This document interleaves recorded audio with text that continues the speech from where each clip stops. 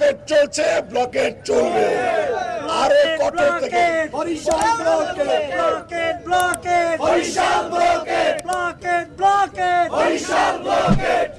Brain tumour, একটা ছেলের brain tumour, সে প্রতিজ্ঞাবদ্ধ হয়েছে যতক্ষণ পর্যন্ত না শেরেবাংলা মেডিকেল কলেজে পূর্ণাঙ্গ চিকিৎসার ব্যবস্থা হচ্ছে ততক্ষণ পর্যন্ত সে অপারেশন করাবে না।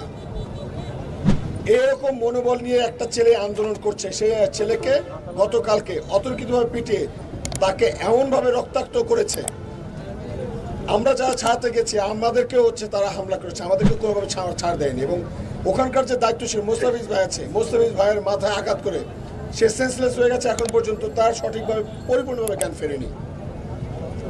ওখানে আরো অনেকে ছিল যাদেরকে এভাবে আহত করা হয়েছে।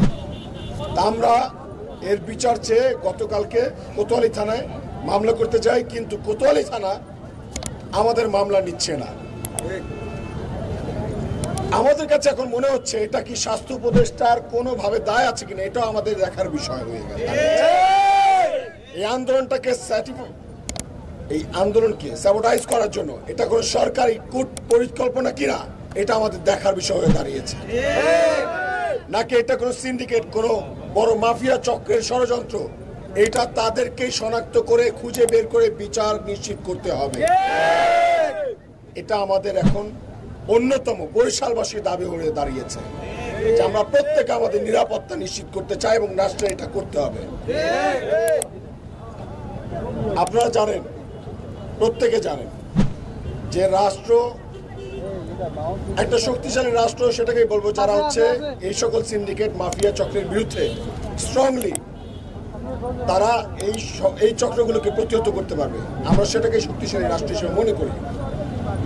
কিন্তু আপনারা তো জেনে থাকবেন যে গতকালকেই সেবাচিমের vice principal doctor Anwar Hossain বাবলুর মৌখিক নির্দেশে সেবাচিমে বন্ধ হয়ে গেছে কিডনি, হেপাটোলজি, গ্যাস্ট্রো লিভার বিভাগ, তিনটা বিভাগ তাদের মৌখিক নির্দেশে বন্ধ হয়ে গেছে। তারা যে এই গণমানুষের আকাঙ্ক্ষা, গণমানুষের আন্দোলন, এটাকে যে পরোয়া করছে না, এটা তার উপযুক্ত প্রমাণ।